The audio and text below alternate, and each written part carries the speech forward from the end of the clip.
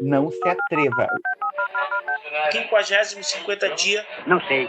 Porto Alegre. Nós chegamos na hora de esculhambar já. Bate-papo, a gente fala sobre assuntos variados e tudo mais toda semana. Sem compromisso nenhum com a verdade, mas sem fake news. Bom dia, boa tarde, boa noite, minhas afrates, Andrés, Gildas e Juníperos. Está começando mais um episódio semanal do Bate-Papo A Hora dos Saldanhas. Eu, André Saldanha, o host, e sozinho hoje, já que o nosso colega Ivo voltou para curtir uma praia, apresento o programa de hoje do dia 29 de janeiro de 2022. Semana passada, o episódio ficou um tanto quanto extenso, porque era o centenário do aniversário de Leonel Brizola. Nós tivemos os convidados Vitinho, Thiago e Engenheiro Zini. E ao final daquele episódio, se levantou uma notícia de que a empresa que contratou o pré-candidato à presidência, o Sérgio Moro, 78% do faturamento da empresa vinha de empresas que foram alvos da Lava Jato. Então, se estendeu uma conversa sobre essa notícia.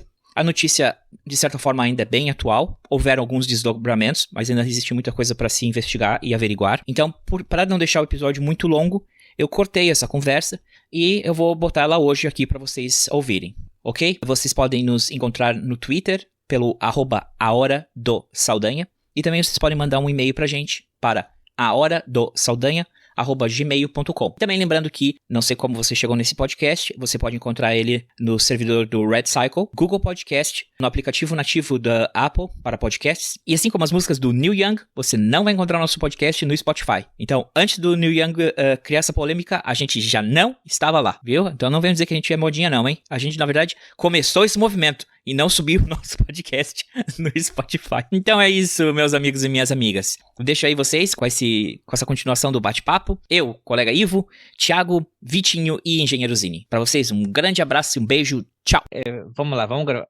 O André tem que abrir mão e fazer um zoom premium aí, tem que abrir mão. Ó, olha só. Olha aí, ó. O Thiago falou, André. Vamos aqui. Dovarit, todo mundo vai ajudar aqui, Dovarit. Eu tô achando que, é que ele já quer taxar as grandes fortunas, né? Então, por isso, o eu mais sou eleito a funcionário pagar público, sou eu não sou súdito da rainha. Que é súdito da rainha. Olha aqui a minha rainha. Olha a minha rainha aqui, ó. Ó a foto da minha rainha. Vou contar para as pessoas aí, ó. Vou contar para as pessoas a novidade. Conta não. Calma, eu quero ter o passaporte na mão, aí eu pego e chuto o outro. Assim. Não, obrigado por ter aceito. Quem faltou? Thiago, também aprendeu... Eu fui censurado pelo Zoom, eu não sei se eu terminei de falar. Tu sabe de onde tu parou exatamente? Não. Tu estava falando que toda essa discussão aqui não existiria se a gente tivesse o retrocesso que está a caminho, que está aí na coisa, que toda essa discussão é válida, independente, né? Claro que a gente tem mais...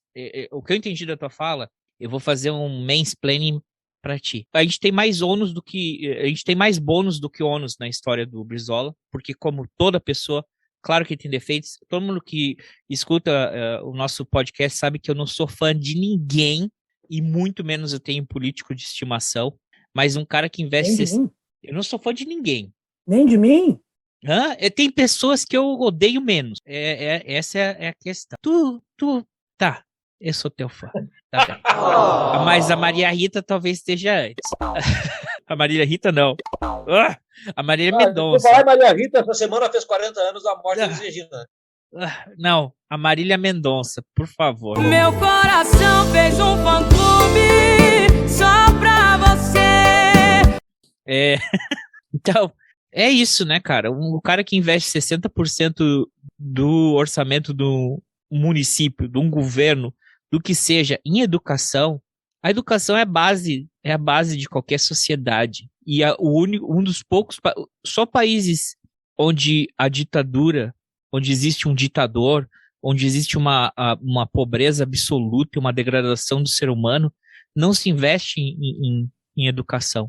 E se o Brasil quer explorar todo o potencial dele, a gente tem que seguir o exemplo, um dos exemplos do Leonel Brizola, goste ou não goste dele, de investir na educação. A educação de qualidade, a educação é o mais importante. Ele não chegou ele chegou a ser engenheiro, mas ele nunca exerceu a profissão dele, mas ele era um cara que valorizava a educação, né? O cara que ele quer se relacionar com o público, né? O público geral, querendo dizer assim, não, mas é que eu sou ignorantão também. Não é por aí. Não é assim que tu se comunica com as massas. Então, eu acho que esse que é o legado. Essas nabas aí. Sim, totalmente. Zini, agora o pau vai torar. Agora a gente vai falar só, aqui é descer ladeira abaixo. Vamos começar a falar só mal do Moro. Tua cláusula de barreira deixa você participar? Você acha que vai dar ruim? Ou você tem que ir algum Spaces lá no Twitter? O Zini tem canal no YouTube, você tem que ir, tá de boa? Como é que é? Não tenho, hoje não tenho nenhuma agenda. Então agora se prepare. Eu li há pouco tempo o livro do Moro, daí eu fiquei curioso para ouvir vocês. Então se preparem aqui, porque é o seguinte, a gente sempre fala mal do Bolsonaro. Agora eu fiquei curioso, o que diz o livro do Moro? Diz que a Somália está no mesmo nível de império que o Império Britânico, sabe? Existia uma frase muito célebre no passado que era: o sol nunca se põe no Império da Somália. E aí ele faz essa comparação entre a Somália e a Inglaterra. Deve ser isso que ele põe no livro dele. Porque sabe o que acontece, Zini? É que geralmente a gente sempre acaba falando mal do Bozo. Mas como aqui a gente não é tão crápula como ele, né? Em respeito ao luto dele, apesar de que ele não tem respeito nenhum pela vida dos outros, a gente vai dar uma brecha pro Bolsonaro essa semana, e o Judas da vez vai ser o Moro, que é o pai dele, né? Que é a variante, o Bolsonaro é a variante do Moro. Então a gente não vai falar mal do Bolsonaro, então vai sobrar lasqueira, agora vai ser pro Moro. Quem é que começa aqui? Quem é que vai atirar a primeira pedra? Thiago, você. Bom, antes de começar, só esqueci de dar uma dica de filme para quem não assistiu. Tá na Netflix, um filme que se chama O Caso Collini. É uma história... O filme é de ficção, mas é baseado numa história real que fala sobre questão de autoritarismo e ditadura. Tenho certeza que vocês vão gostar. E do nazismo também. Bom, sobre direto ao ponto sobre o Moro. Quando o Ivo me convidou, eu mandei para ele a notícia que o André já comentou, né? Que saiu essa semana, que a empresa que o Moro foi contratado, a tal da Álvares Marçal, ela teve 78% de todo o faturamento na área de recuperação judicial, com clientes que sofreram da Lava Jato. Isso por si só já poderia acabar o episódio, que é uma imoralidade sem tamanho, né? Agora, o que é importante dessa reportagem é que ela não é uma apuração jornalística. São dados públicos de algo que o TCU fez, de uma investigação que o TCU fez e pediu que essa empresa divulgasse os seus números, né, suas receitas e tal. Ainda não divulgaram o quanto o Moro ganhou, mas já fizeram uma nota alegando que o Moro trabalhava numa outra divisão, então esse dinheiro não tem nada a ver com aquele, como se uma empresa fosse assim, né? Esse dinheiro aqui é para pagar isso aqui, esse aqui não fosse um caixa único. Então tem essa questão.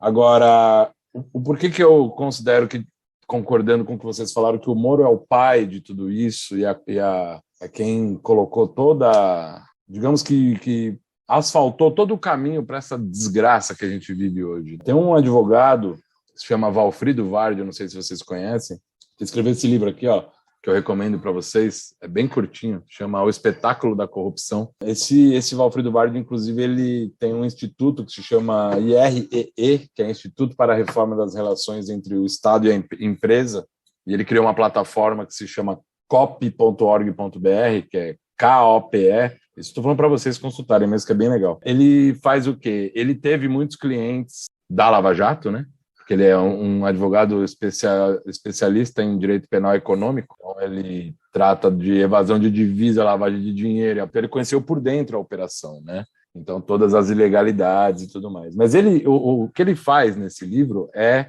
demonstrar o quanto o Brasil escolheu mal em como combater a corrupção e quais foram as consequências econômicas. Então, esse livro é anterior a um estudo recente que o Diese publicou. Eu até escrevi um artigo sobre isso, eu posso mandar para vocês depois. Ele estimava que a Operação Lava Jato tinha sido responsável por um tombo de 3,4% do PIB. Pontos percentuais, não 3,4%, uma queda de 3,4% pontos percentuais do PIB em relação à forma que foi combatida. Peraí, você tem link disso aí? Tem um estudo do Diese, páginas e páginas. Eu mando por pra favor, vocês. manda o link que a gente bota aqui, porque aqui não tem fake news, hein? Mas o pessoal vai ter que ler. Saiu até em todos os jornais, mas eu mando para vocês o link. Custou aproximadamente 4,4 milhões de... Então toda aquela narrativa que Moro e Dallagnol conta, que a gente teve, né, toda a revelação com a Vaza Jato, que também tem um livro que demonstra isso para quem não teve oportunidade de ver no site do Intercept, e deu no que deu, isso tudo materializado na figura do Lula. E aí que surge a coisa interessante do Reinaldo Azevedo, né? O Reinaldo Azevedo foi um dos primeiros críticos do Lula e, por consequência, em contraponto da Lava Jato, o que fez com que ele talvez começasse a enxergar o Lula de uma outra forma, ou enxergar a consequência do que ele fez antes para o que a gente chegou, né? E o Moro se apresenta agora como um candidato a presidente com as ideias mais absurdas e abjetas, até mais do que o Bolsonaro, se a gente for parar para pensar. Mas ele tem ideia? Ele tem, cara, ideias absurdas, mas tem. Entendeu? Porque o Bolsonaro era assim, eu homenageio Carlos Alberto Brilhante Ustra, mas o que o Bolsonaro propõe? De bom ou de ruim? Absolutamente nada. O Moro propõe. O Moro propôs excludente de licitude, por exemplo, no pacote anticrime que ainda bem não passou. O Moro está propondo agora como campanha, que o Brasil tenha um tribunal de exceção aos moldes da Ucrânia, para caçar corrupto. Aí a velha caçador de Marajá e tudo. O Moro... Eu vi que ele queria colocar como corrupção se fosse crime hediondo. Isso, também. E que tivesse um tribunal de exceção, porque ele considera que o Supremo Tribunal Federal não é preparado para isso. Ele faz críticas e faz elogios a qual ministro? Luiz Fux. E aí vou contar uma coisa sobre o Luiz Fux, que talvez vocês não tenham visto, porque não são do direito, do dia a dia do direito, mas é de um caso famoso aí para vocês, que é o caso da Boate Kiss, que teve julgamento recente, né? Aí em Porto Alegre. O Fux, ele cassou um habeas corpus que nem tinha sido concedido ainda. Ele cassou uma futura decisão. Assim, caso a decisão seja de conceder o habeas corpus, eu estou cassando a decisão. Antes da decisão ser realizada. Não por acaso é o ministro que o Moro mais gosta, mais se simpatiza e tal.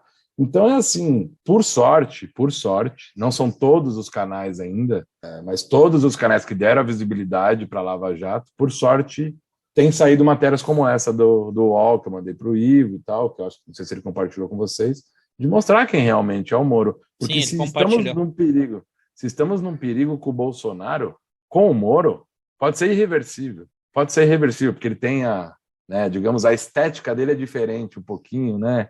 Ele tenta demonstrar ser algo, e outra, pro público em geral, afinal de contas, o cara era um juiz federal, né?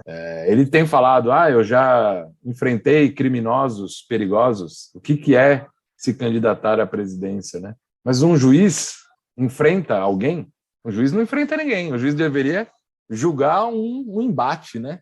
Ele é o árbitro daquilo, ele é que julga. Ou seja, se a gente não toma cuidado, e é aí que o Vitor já comentou isso, que a gente está no momento de um perigo iminente disso acontecer. Não à toa, o Moro aparece aí nas pesquisas com alguma representatividade, o que é pavoroso, né? Então essa era uma grande introdução aí sobre o assunto do Moro, já que eu que propus, né? Agora eu quero ouvir a opinião de vocês. Mas essa semana ainda eu vi que ele fez 3 pesquisas de intenção de voto para senador. Paraná, São Paulo e Brasília. E que Brasília ele ganharia. Você não acha que ele vai desistir dessa campanha para senador, que é mais seguro? Eu acho que sim. Eu também. Eu acho que sim. Ainda bem. Eu também. Eu queria falar 2 coisinhas. Eu concordo com tudo que o Thiago falou aí. O Moro é um desastre. Ele é perigosíssimo. Aliás, ele conseguiu, inclusive, ser condenado pelo STF, que não é nenhum órgão comunista de esquerda, nem coisa parecida, que reconheceu a sua falta de isenção no julgamento do Lula, entre outros casos, né? É um desastre completo. Agora, eu acho que ele não decola. Tem um problema aí, que é a tal da terceira via, né? Eu já disse, acho que com o Ivo já conversei bastante sobre isso, a expressão terceira via começa com um estelionato lógico, né? Que dá a impressão que existem 2 extremos e que, de acordo com o senso comum geral, a solução não está nos extremos, está entre eles, né? Um troço meio aristotélico, assim, um negócio meio esquisito. Porque não há dois extremos. Primeiro, quando se fala em terceira via e se fala, o Moro é um deles, né? É um dos ditos candidatos à terceira via, junto com Dória, por exemplo, dá a impressão que tem dois extremos. Me digam uma coisa, nós todos sabemos que o Lula não é um cara de extrema esquerda, certo? O Lula governou com o Zé Alencar de vice, o Lula governou durante 8 anos, o PT governou durante quase 16 anos e não implementou nenhuma medida comunista, socialista ou de extrema esquerda ou coisa parecida. Então não é. O Bolsonaro é de extrema direita, o Moro é de extrema direita, mas o Lula não é de extrema esquerda. E aí tem uma questão muito mais importante do que essa. O PT, o Lula e outros grupos de esquerda nunca ameaçaram a democracia. O PT foi deposto do poder injustamente, a Dilma foi deposta por pedaladas fiscais ridículas, que é um argumento ridículo, e se a situação fosse discutida só do ponto de vista jurídico, o Bolsonaro não podia estar mais governando, porque ele já gabaritou a lei dos crimes de responsabilidade, desde o começo do mandato. Cometeu diversos crimes de responsabilidade, não é preciso a gente se alongar muito sobre isso. Então, me parece isso. O Moro é um perigo, pior do que o Bolsonaro, porque ele tem um certo verniz que o Bolsonaro não tem, que, além de tudo, o Bolsonaro é bronco, é um ignorante, é um imbecil, né? Mas tem um projeto, está lá, né? Aliás, representa um projeto, não diria nem que ele tem, mas ele cavalgou um projeto, e então eu acho tudo isso. Acho que o Moro não decola, não é à toa isso que falaram aí, que alguém falou, acho que foi o André, da questão de fazer pesquisa para candidatura a senador.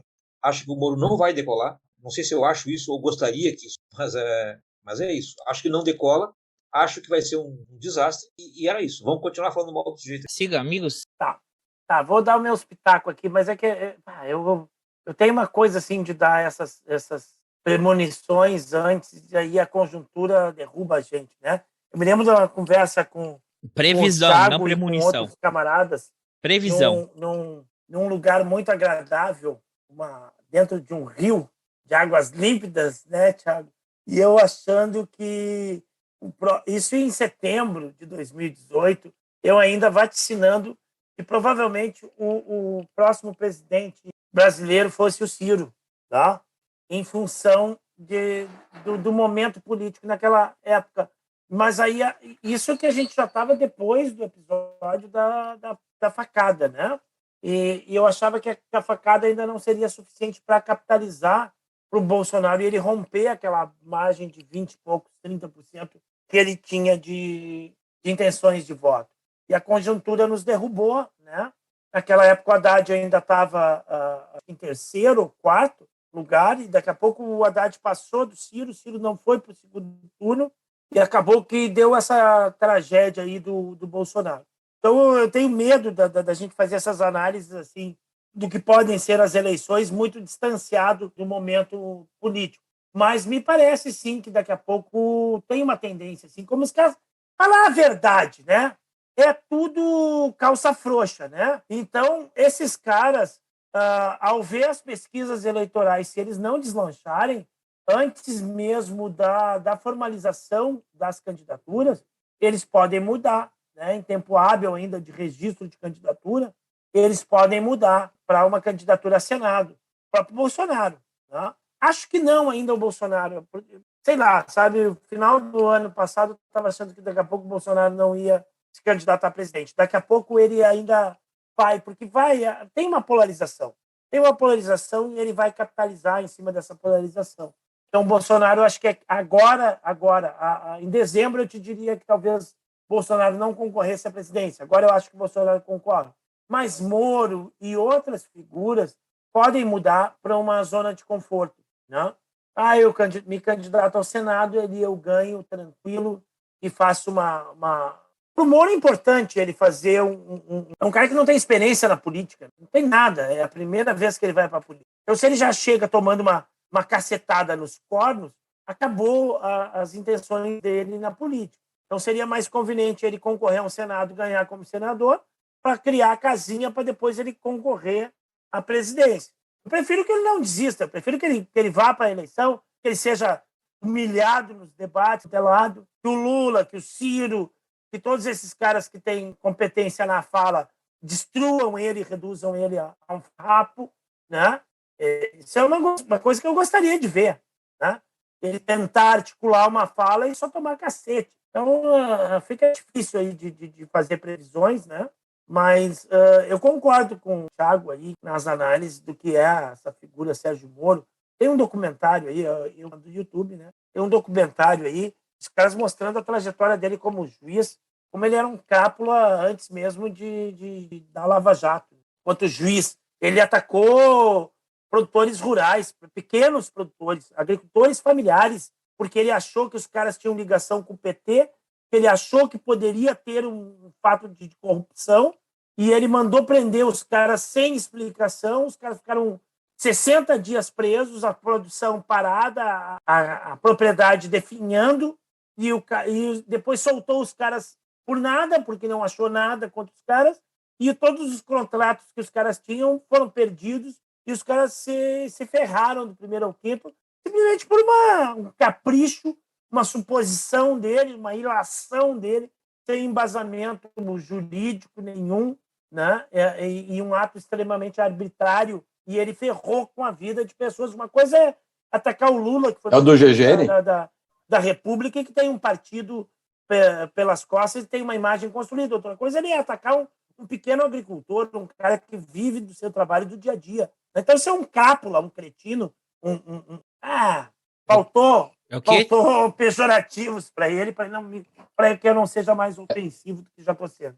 É o do GGN, ou Ivo, do Nassif, esse documentário? Acho que é o Nassif, mas tem um outro, tem um cara, um jurista aqui. Marcelo Auler, que é um parceiro tem dele. uns caras que apoiam aí. E aí tem o César Bittencourt, o Nassif é o cara, o jornalista que conduz, sim. E aí tem os juristas que apoiam aí a visão ali. É um cápula. Taca-lhe pau. Bueno, eu li o livro do Moro e começa a contar a história dele, de que ele almejava ser jornalista, como era uma carreira que talvez não daria... Tivesse que ler muito?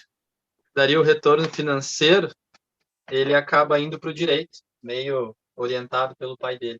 Mas a gente vê essa questão, talvez, da vocação para o jornalismo ao longo da carreira dele, porque diversos temas que pautaram o Brasil, de certa forma, o Moro esteve presente. Por exemplo, a questão do Fernandinho Beiramar, né? Todo aquele holofote nacional da cobertura da mídia em relação à prisão de traficante, enfim. Então, ali já dá para ver assim, ele colocando outras intenções do que talvez a de um juiz supostamente que unicamente com a intenção de julgar, né?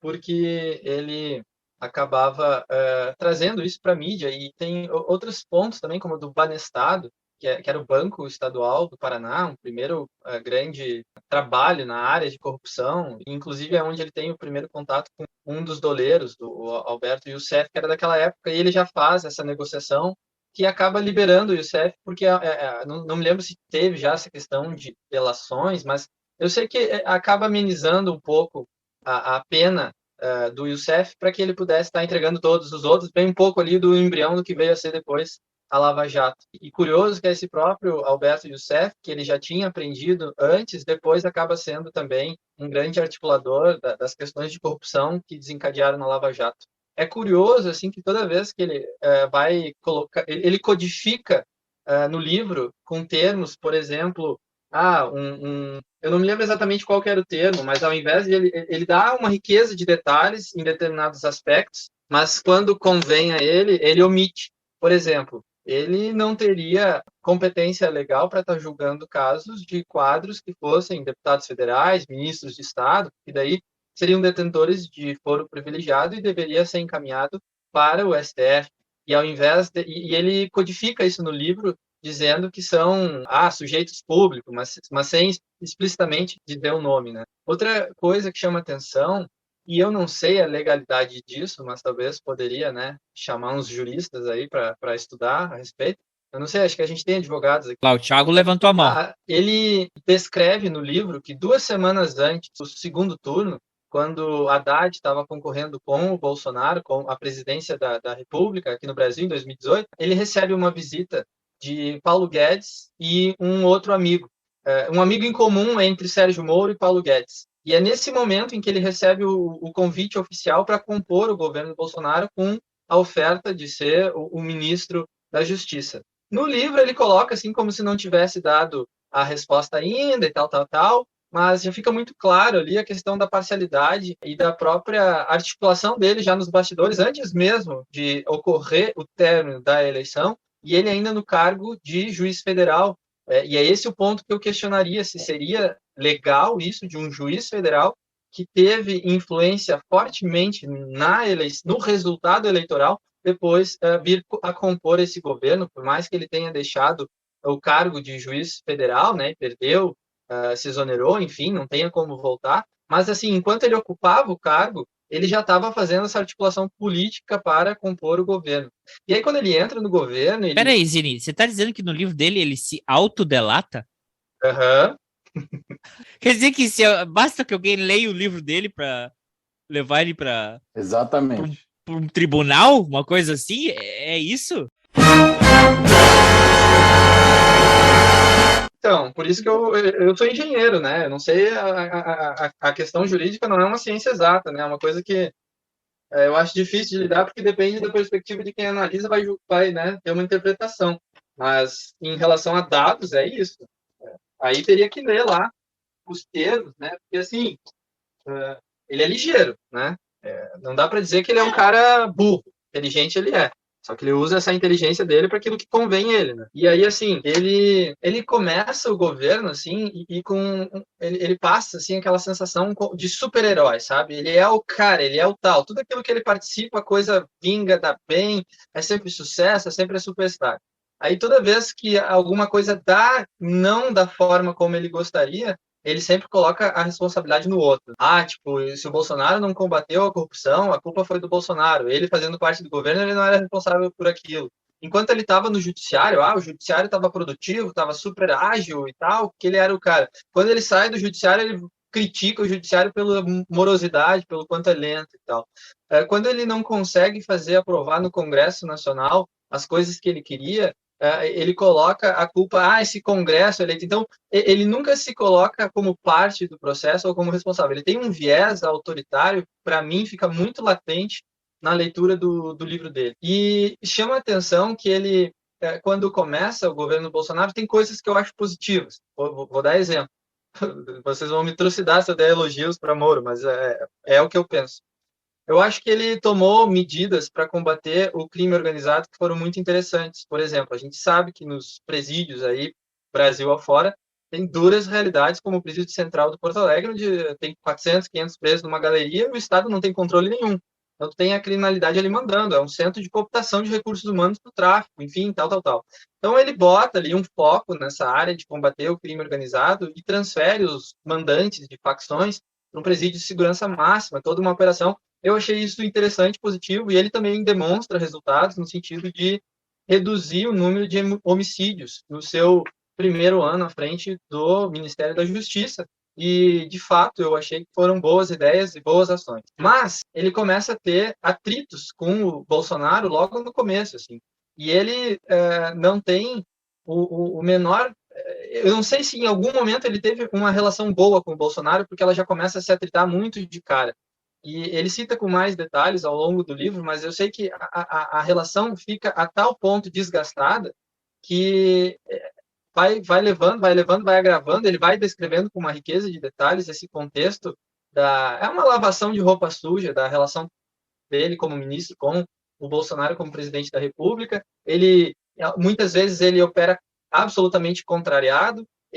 Quando tem coisas que ele diverge de posturas que o Bolsonaro está tendo, a ação que ele faz é silenciar, né? E esse silêncio dele, eu acho que é onde acaba colocando ele como um cúmplice, porque ele, como ministro da Justiça, poderia ter se posicionado frente a diversos pontos, né? E o Bolsonaro já começa a cortar as asas dele logo no começo, né? Tira o COAF, que era aquele órgão que, a princípio, ficou aquele jogo, né? Vai estar de competência do Paulo Guedes ou do Sérgio Moro. O Guedes acaba ganhando. Então, ali, toda a expectativa de que talvez ele teria de ir para combater a corrupção, enfim, né, na raiz do problema, como se ele colocasse a corrupção, a pior questão do Brasil, e ele já vai perdendo poderes, sendo tolhido, cortado. Aí eu acho que o Bolsonaro enxerga nele um possível interesse de se candidatar a presidente. Eu acho, ele não deixa em nenhum momento isso claro no livro, mas ele nega, inclusive, mas assim, ele não colocaria, né, toda a versão real dos fatos. Mas eu fico com, na minha leitura das entrelinhas, a percepção de que ele aceita, sim, a vaga de ministro da Justiça de Bolsonaro com a expectativa de conquistar a vaga de ministro do Supremo Tribunal Federal, que, né, é o auge de uma carreira no judiciário. Mas ele começa a ter todas essas coisas que ele tem que engolir, e ele começa daí a se posicionar contra Bolsonaro, e ali vai até o momento em que ele faz a ruptura, joga no ventilador naquela coletiva de imprensa e sai do governo, e ali ele começa a metralhar, e o livro é uma baixaria. Assim. Eu queria fazer só um parênteses de uma fofoca assim, de cunho pessoal, não acho isso legal, mas também é uma coisa que me chamou a atenção. Poxa, era um juiz federal, um ministro de Estado, e ele deixa de fazer uma viagem com a esposa para ir visitar o filho, um dos filhos que estava no Canadá, porque não teria supostamente recursos para pagar a passagem para a esposa e para o outro filho. E aí, tipo, era numa época assim festiva, tipo Natal e Ano Novo, e ele vai separado da esposa. E tem diversos momentos assim em que me parece que aquela relação dele com a esposa é uma coisa assim de fachada só por status, né? Mas fecha parênteses, fofoca pessoal que não é legal, mas o livro conta, então tô trazendo também. Então quer dizer que o Sérgio Moro é uma recalcada, é isso. Ele tá sempre reclamando. É falta disso. Bolsonaro foi para Paris, aí eu não consegui fazer as reformas que eu queria. Ele tá sempre botando a culpa em alguém. Deixa eu. Só uma coisa, antes de tu fazer teu comentário, o pessoal não vai poder ver isso, porque esse é um podcast, mas o Thiago parece muito... Lembra quando o André... O cara do Karnak, ele tinha um programa... Não era o irmão do cara do Karnak, ele tinha um programa de entrevista na Rede Cultura, o Abu Janra, na Rede Cultura, e tinha uma luz assim, era meio que no escuro, e a câmera tava num ângulo. Cara, porque ali às vezes fica escuro, mas só aquela ali é muito doida, essa tua sala aí, Thiago. Cara, trabalha numa produtora, né, velho? Pô, trabalha numa produtora, né? Posso dar um palpite de fotógrafo? Tu tá com filtro. O Thiago tá usando a luz... Não, o Thiago tá usando uma luz que deve ser 45 graus, à esquerda dele, na frente, que chama luz Rembrandt. Na fotografia e na pintura. Poxa vida. Falou o cara que tá com filtro aí Falou o cara que era ele tava lá com o Rembrandt na Holanda. Ele tava ajudando o Rembrandt a fazer as pinturas dele. Os caras, velho. Os caras tudo fazendo sua pintura preferida de Rembrandt, Victor? Vitinho. A que eu tenho na minha sala. Não tem nenhuma na minha sala. Não tem preferida, cara. Eu gosto de todo. E o importante para mim é a luz que ele usa. E não é à toa que ficou conhecida como luz Rembrandt, que dá esse efeito que está dando na cara do Thiago aí. É uma luz de 45 graus, um pouquinho superior. No caso dele, deve estar à esquerda dele. Olha só. Deixa eu comentar, então. Aqui tudo à esquerda. É isso aí. Fala, colega Ivo. Não, a questão da Lava Jato, do sucesso da Lava Jato... Peraí, o Thiago, tu vai falar depois? Ivo, posso só pôr uns elementos para você fazer um comentário mais amplo? Só para não perder o fio da meada do que o Zini falou agora, em relação ao livro e tal. Quando ele falou quando o Zini narrou a história da pretensão do Moro de ser jornalista, né? Isso eu não sabia porque eu não li o livro ainda. Eu vi só algumas partes e tal. É importante dizer, o Moro escreveu um artigo sobre isso, se eu não me engano, em 2003 ou 2004, na época do Banestado, do caso do Banestado, que ele se baseava na Operação Mãos Limpas lá da Itália, a Manipoliti, que acabou resultando no fabuloso Berlusconi. E ele diz que um elemento central do sucesso da operação para com a população era justamente a mídia. Era justamente como a mídia dava publicidade a isso, que foi o que nós vimos na Lava Jato. Nada se cria, né? Tudo se copia. Ele fez rigorosamente a mesma coisa. O Brasil tem essa habilidade, né, de sempre vir depois ou fazer igual ou piorar, né? Ele nunca consegue se antecipar ou fazer melhor, né? Brasil, outro nível. Um outro ponto que o Zini falou sobre o Alberto Youssef, aí mais um aspecto jurídico. O Alberto Youssef fez um acordo de delação premiada lá na época com o Moro de forma ilegal, porque não existia esse... Aliás, nós aqui, que dentro do espectro somos todos de esquerda, com variações, mas esse é o grande erro, talvez, do governo Dilma, que sob pressão sancionou a lei das delações, né? Que ocasionou tudo isso que nós temos. Mas, além de tudo isso, de onde vem essa questão da delação? Vem de um conceito norte-americano, que é o plea bargain, porque o direito americano é diferente do direito brasileiro, do direito português. O direito americano é como o direito inglês, que ele é o common law, que ele vai se construindo, né?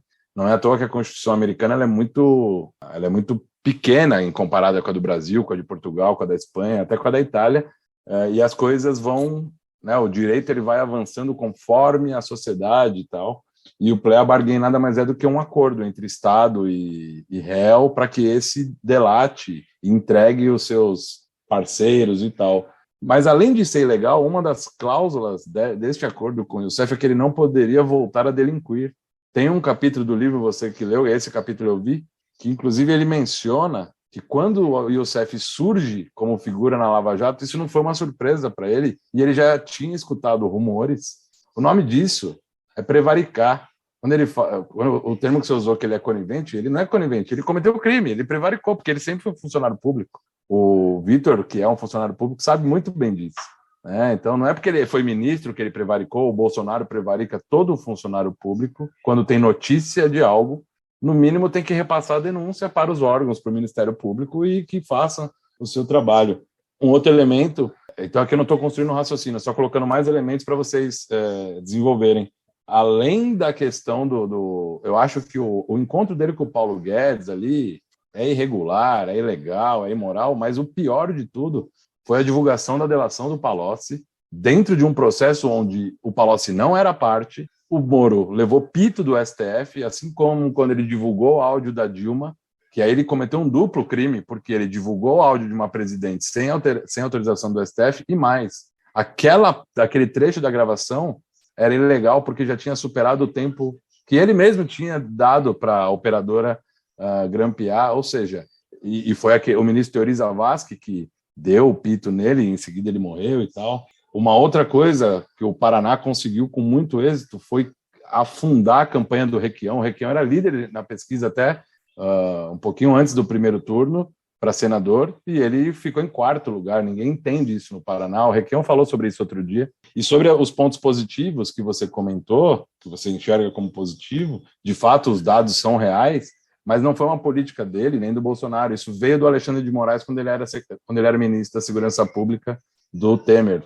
E aí, independente se isso é bom ou ruim, mas ele simplesmente colheu o resultado de uma política anterior do Alexandre de Moraes, que para os paulistas é muito conhecido como secretário de Segurança e tal. Há quem diga que ele foi o grande elo do porquê que o PCC em São Paulo conseguiu se acalmar, porque ele tinha algum relacionamento como secretário e conseguiu fazer acordo, assim como tem, né, boatos de que o Sérgio Cabral fez isso na época da Olimpíada lá no Rio e tal, mas aí são só boatos. E, por fim, um elemento muito tenebroso, que não vai dar para a gente falar aqui, mas que pode ser pauta, da história do reitor da Federal de Santa Catarina, né, o Cancelier. Tem um livro recente que foi publicado por um autor que chama Paulo Marcum, que ele cita tudo o que aconteceu, todas as ilegalidades, inclusive a investigação foi concluída e ele não foi nem sequer indiciado, e esse cara se suicidou, né? E quem que era a delegada? A Érica Marena. Quem foi a Érica Marena no governo Bolsonaro? A indicada para chefiar o COAF. Indicada por quem? Por Sérgio Moro. Então, assim, nós temos elementos de sobra do quão autoritário... Acho que o Ivo usou o termo assertivo, é crapo. Então, era só mais uns elementos aí para tanto o Ivo quanto o Vitor, que ainda não falou sobre o glorioso Moro, para desenvolver com mais elementos. Então, era isso que eu ia falar. Apoiado por esse esquema midiático da Lava Jato, e o mote e a encenação que eles fazem, a Lava Jato ela assume um cunho religioso. Tá? Ela é uma metáfora, mas ela assume praticamente um cunho religioso. É o fundamentalismo. Tá? No Brasil. É como se fosse uma questão religiosa, o combate... O sacro combate à corrupção, que ninguém nunca fez no país, combater a fundo essa corrupção. Então, a partir daí, nós temos a verdade divina e a gente pode fazer o que quiser. Tanto é que muita gente, boa parte da população, hoje não entende o caminhão de ilegalidades e de arbitrariedades cometidas pela Lava Jato. Tá? E tudo que ela desencadeou ela desencadeou mais questões negativas e judiciais para o Brasil do que positivas. Não? Entendeu? Então, tudo parecia estar sob o manto sacrossanto do combate à corrupção. E aí, o herói de capa e espada, ou de capa e Constituição na mão, que, aliás, rasgou essa Constituição. O marreco de toga. Marreco de toga, exatamente. Comete tudo essas violências contra o Estado Democrático de Direito, contra as liberdades individuais, mas as pessoas aceitam isso que está sobre o manto sacrossanto do combate à corrupção. Então, ela ganhou ares religiosos.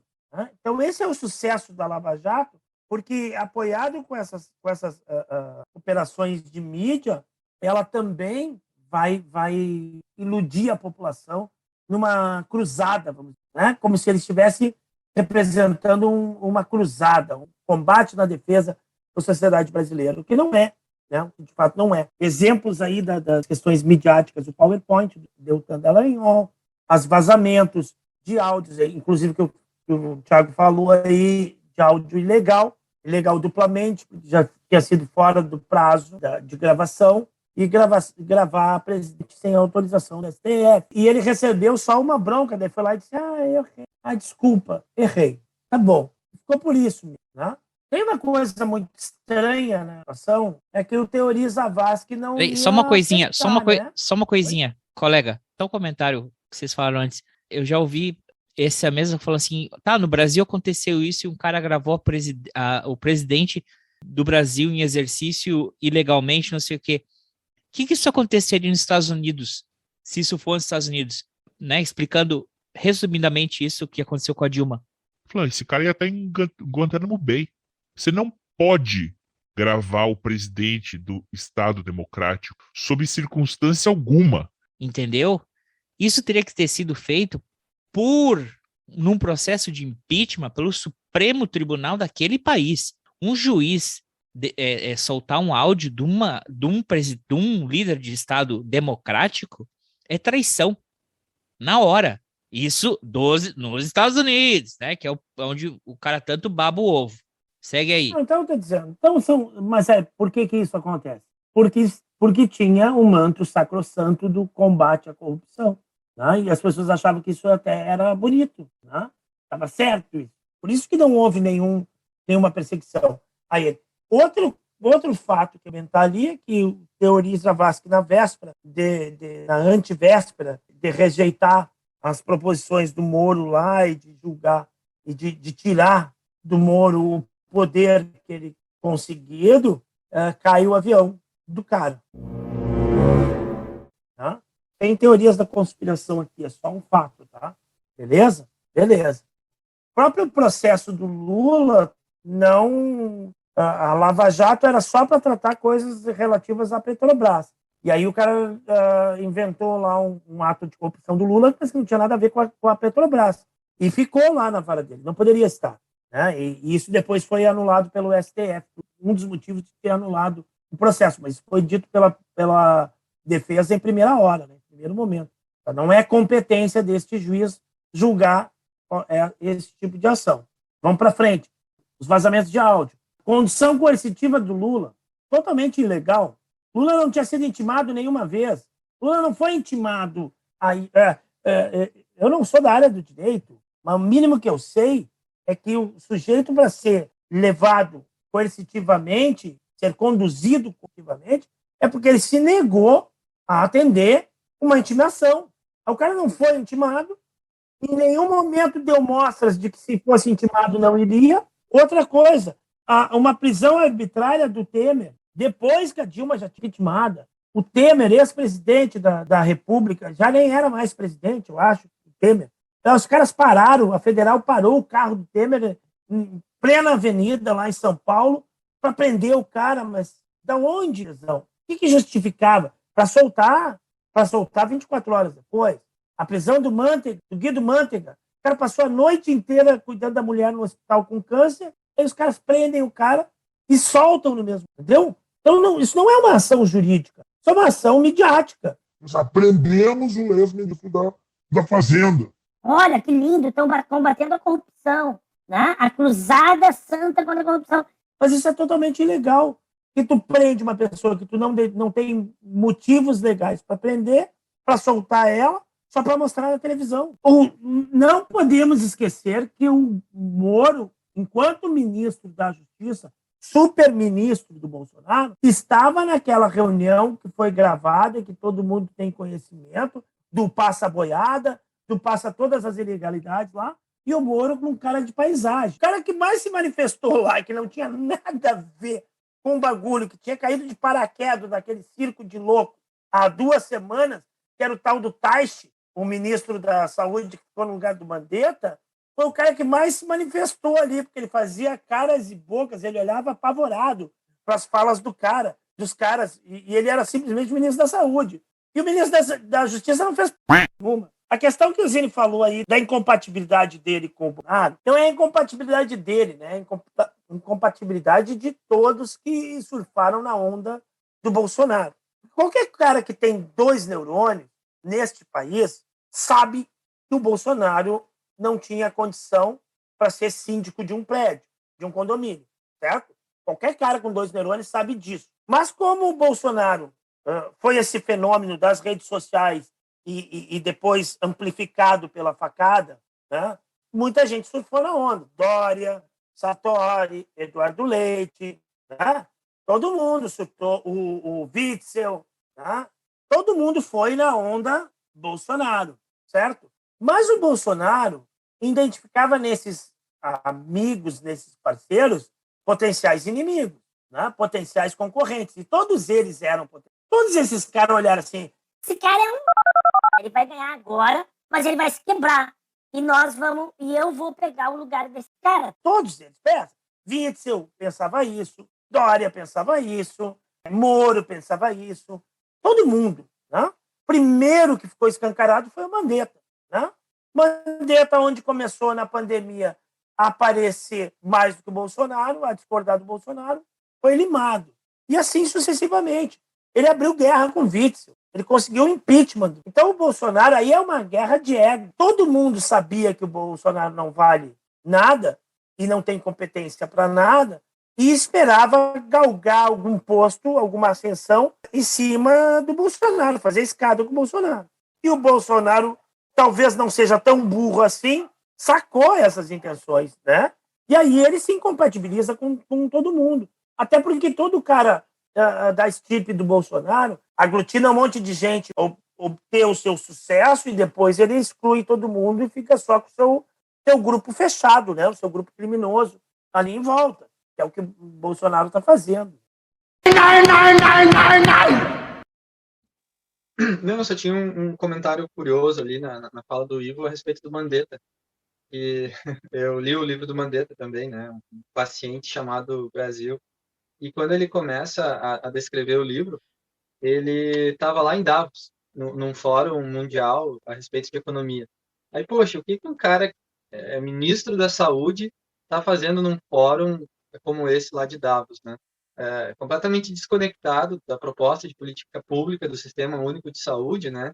E só um parêntese também a respeito de Mandetta, eu sei que ele ficou um tanto quanto endeusado, porque nesse contexto bolsonarista, qualquer consciência, qualquer mente mais esclarecida já parece que é algo positivo, né? Mas lá nos meados de março, abril de 2020, quando começa a pandemia no Brasil, o Mandetta tinha executado no Ministério da Saúde cerca de 20 bilhões de reais para estar atendendo pelo SUS 80% da população brasileira.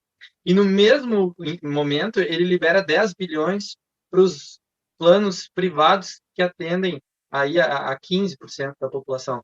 Então, Mandetta também não era santo, viu?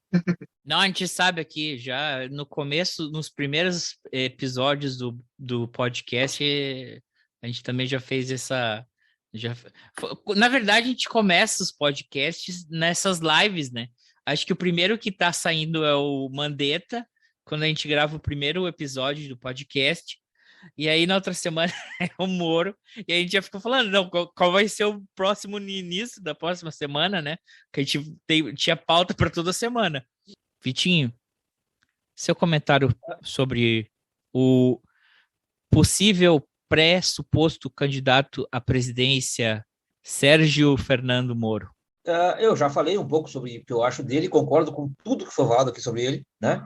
Acho que pai do Bolsonaro é um desastre e, do ponto de vista jurídico, ele é um prevaricador, ele cometeu vários delitos. Agora, isso me remete a uma outra reflexão, que, claro, que não dá para fazer aqui, mas o Thiago vai entender o que eu vou dizer.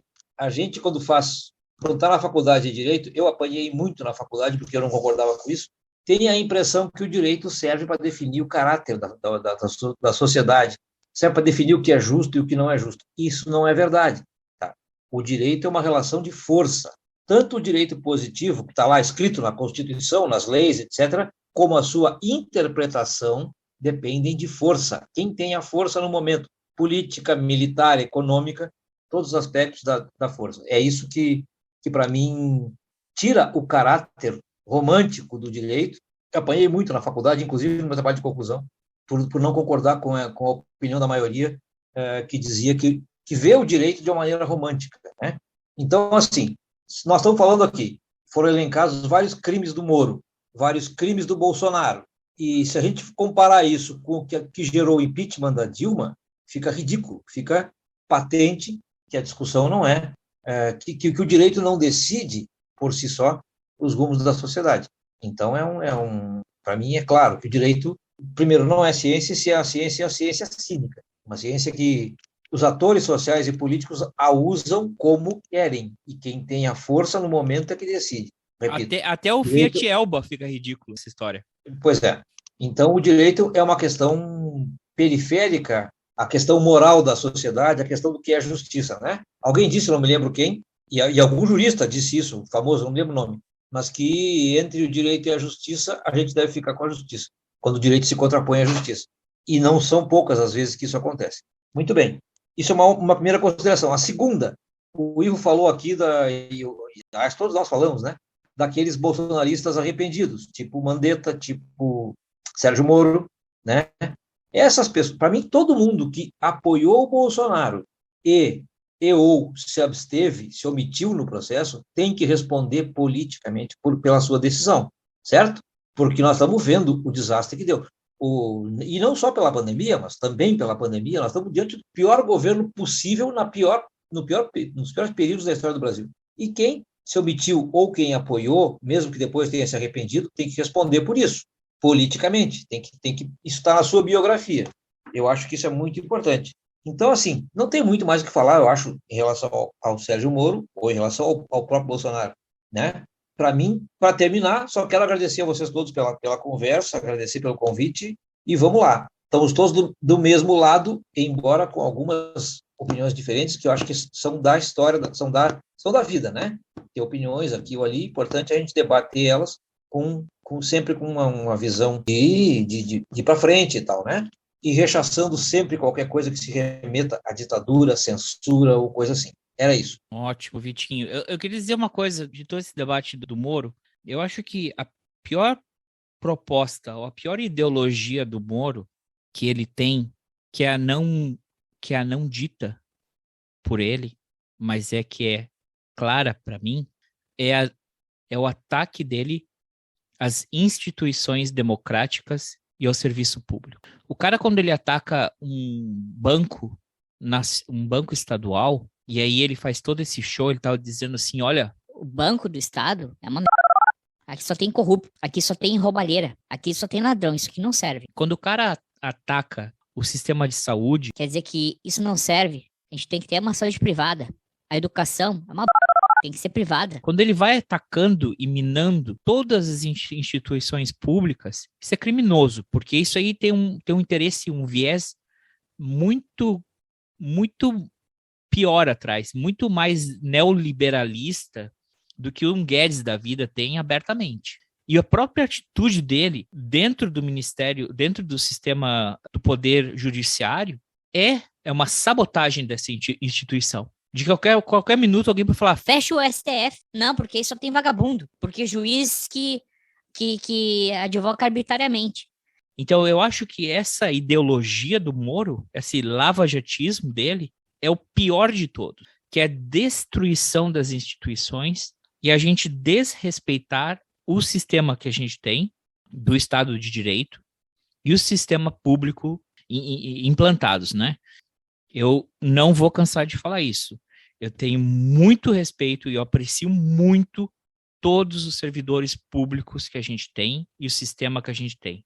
Seja o professor, seja o pessoal da saúde, seja o pessoal dos departamentos federais, todas as instituições públicas que estão implantadas têm dificuldades, não são perfeitas, mas destruir elas não é a solução do problema. Então, essa, para mim, é o pior discurso do Sérgio Moro. E ele representa tudo isso. É o fim de todo o serviço público que a gente tem. O que vai substituir? O privado ou um outro país? Então, eu acho que ele é um entregacionista tremendo.